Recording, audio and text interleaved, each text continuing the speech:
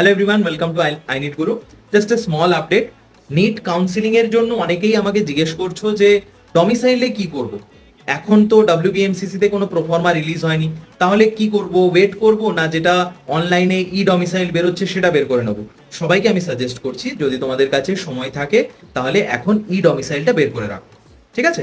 যখন WBMCC-র proforma release হবে তখন ওই প্রোফর্মাটা প্রিন্ট আউট করে ফিল আপ করে নিজেদের ই ডমিসাইলের সঙ্গে এসডি অফিসে যাবে, একদিনের মধ্যেই WBMCC-র প্রোফর্মা অনুযায়ী ডমিসাইল পেয়ে যাবে। ঠিক আছে?